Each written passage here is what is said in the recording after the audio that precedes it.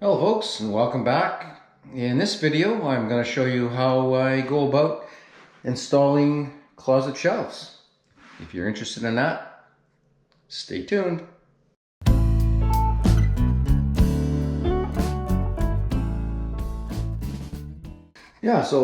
Folks, in this video I'm going to show you how I install shelves in my closets. In the last video we installed some trim on these windows. I show you how we go about doing that. And so kind of the next step in my my work stream here to do the interior finishing in this home is to to get the closets installed. So in this home we have 3 closets. This one is the most complicated one. This is the bedroom number 2. It's the second bedroom, and so this is the closet in this room. And I've done something different in here, kind of to maximize the space. I'll get into this. I'm just going to show you. In this home we have 3 closets. Here we have a front door closet for a coat closet, and then back in the master bedroom here we have a little walk-in closet. So not a lot of closet space in this home, but we want to try and maximize what we do have. So this is the little walk-in closet here. So I'll kind of show you, well, I'll show you this one, what we have right here. Won't come back to this one. So what I've done here is, we have, it's a small room. We have a plumbing chase there. That's what that is in the corner. And so what we've done is, put a shelf and a rod at this level, and then we put a second one up at the top there to give extra storage space. And so you need to have your rods supported, and I'm going to show you how how we did these shelf supports in the other closet there. But this is how this one turned out.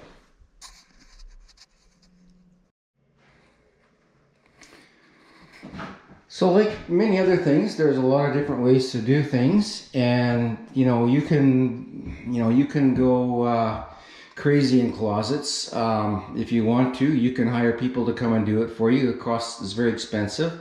You can use the wire mesh closet shelves. There's a lot of ways you can do closets. So me being a carpenter, this is the way I've been doing the closets for the last 40 years. I kind of like to make my own stuff. I fabricate all my own stuff. And I'm just going to kind of go through the process with you here. So this closet is a basic closet, and I'm just going to show you how we do this in a basic closet. And then once you have this, understand this, then you can start get into stuff that's more involved like that. But this is just the basic principle of it. So of course you need to have supports to support your shelving and your rod. So I fabricate my own and install it like this. And again, the material that I use is I use a pre-finished material. And sometimes I use MDF, sometimes I will use like a finger joint pine. Depends on what's available to me and what the cost is. But this is a fairly inexpensive way to get really nice closets that are custom, look great, and if you do the work yourself, it's not expensive. So there's a bunch of measurements that I'm going to give you here, and these are measurements that you're not going to find in a lot of places. But these are my measurements, and this is what works. So we have to begin our process by installing our brackets. Okay, so where do we install these brackets? Up and down. The measurements that I use is I measure from the floor, and to the top of this bracket I go 5'7", and then to the top of this next one I go 6'7".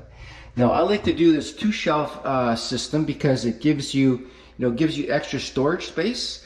A lot of homes you'll see they just put 1 shelf in, and then you sort of have all that wasted space up above there. But this is nice to to maximize your closet, especially on these small ones. So 5'7", 6'7". What I do then is I just take my level and I make a level line around. All right, and then I have a line. I'm not sure if you can see it over the top there, down in here. But then I have a level line to follow. And I begin by doing my side brackets first, all right? And so I attach my side brackets first, both sides, and then I fit my bracket in the back, okay? In between the brackets. You can see there how, you know, it fits in between, all right? So I use a 16-inch shelf on the bottom, and then I step it back to a 12-inch on the top. And what that does is it helps to give you access to that shelf on the top. If you went with 16-inch shelves all the way, it gets pretty close. And I'll show you where I had to do that, you know, in the other room there. So this material is just a 1x2. You buy it, it's the way it comes, 1x2. And you know, we just cut that and make it fit. This is a fabricated bracket, and what I do with this is I make it out of, I take a piece of 1x5. So you can buy this material in 1x5, and what I do is I rip this down. So this piece is 4 inches, okay? And the length of the bracket, I always make it 1/8 of an inch shorter than the width of my shelf. So in this case, the shelving that I used, I bought this 5/8 MDF. And you can buy this shelving. It comes in 8-foot lengths, and it comes pre-cut. And it's this, when you buy it pre-cut like this, it's just under 16 inches because of the socket. You lose the socket. So what I did in this case is I cut it at 15 3/4. Okay, the top one is a 12-inch, and so there's my 12-inch shelf there. And I've cut that 12-inch shelf from a 16-inch wide piece. So there, it's actually 12 inches. So I've cut this bracket here 11 7/8. Okay, so now I've nailed those. Okay, and I've nailed those brackets in, and I've also glued the back of them. And I use the yellow glue that I use for all of my interior trim, which is this material right here, this glue here. It's fantastic. And I nail these onto the wall with a 2-inch nail. Actually using an 18 gauge pin. All right, now if you can find a stud, so here we have a stud, and you want to try and nail, but you know, you have glue underneath there, and as long as you've glued it, the glue is what holds it. And so even if there's no stud, here there's no stud, we just put 2 nails in there, and what we do is we sort of go crisscross, and that will hold that until the glue sets up. I've been doing them like this, folks, for 40 years, and I've never had a shelf come down. You know, even if it's not nailed to a stud. If there's a stud, you want to nail it, but if it's not, it's okay. Don't worry about it. All right, so that's the measurements for that. Okay, so once you get those installed, you know, then you're ready to cut your shelves. Now you can see that those shelves are out. And you know, I make the shelves removable as much as I can. It makes it a lot easier for painting and if you ever need to get in there. All right, so then once I have the brackets installed, then I cut my shelves, and I just, you know, I cut them a bit short. I'm not fitting those shelves in there tight. You know, they have a little bit of end play. You know, you can see how much there is there. You have to allow, you know, for paint and stuff. You know, because we're gonna paint these shelves, and you know, then if you make them too tight, fit too tight, you're not gonna get them out. They're gonna bind, right? So these, you know, are gonna get painted outside of the closet, and same color as the walls. Everything will be the same color as the walls in here, you know, and they remain removable. We don't nail these in. All right. So once we have the shelf cut and installed there, then we want to finish the edge. And so what I do is I use the same casing. This is a 2.5-inch casing, you know, that I've used on the windows and doors.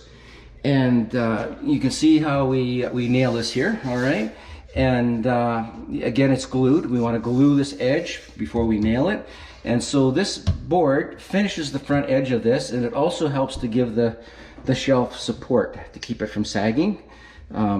So that accomplishes 2 things, all right? Now you can see how using the 1.5-inch board, when we put this board on here, the space board on, it's covering the end of the bracket too.